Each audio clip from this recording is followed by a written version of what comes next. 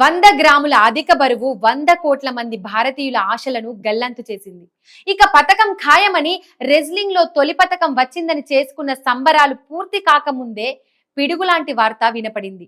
వినేష్ ఫోగాట్ పై అనర్హత వేటు పడింది. ఈ వార్తతో భారత అభిమానుల హృదయం ముక్కలైంది. ప్రపంచ ఛాంపియన్ ను ఓడించిన వినేష్ కు ఆ ఆనందం 8 గంటల్లోనే కనుమరుగయ్యింది. ఆ బాధను దిగమింగడం అభిమానుల తరం కావడం లేదు. ఈ తీవ్ర నిరాశతో అభిమానులు విచారంలో మునిగిపోయారు. కన్నీళ్లను దిగమింగుతూ తదుపరి పోరాటానికి సిద్ధమవుతున్నారు. వినేష్ ఫోగాట్ అనర్హత వేటు గురించి భారత ఒలింపిక్ సంఘం ఒక ప్రకటన విడుదల చేసింది.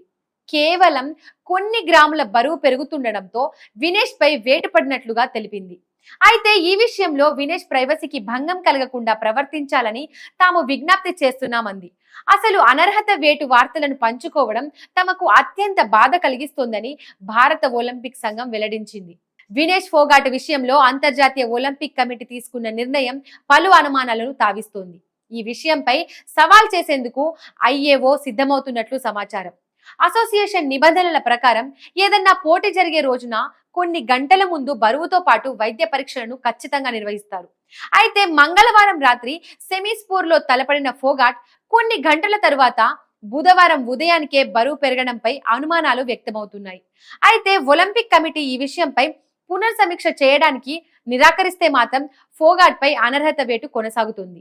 వినేష్ అనర్హతపై మాత్రం అభిమానులే కాదు, పలువురు నేతలు సైతం తమ ఆవేదన వ్యక్తం చేస్తున్నారు.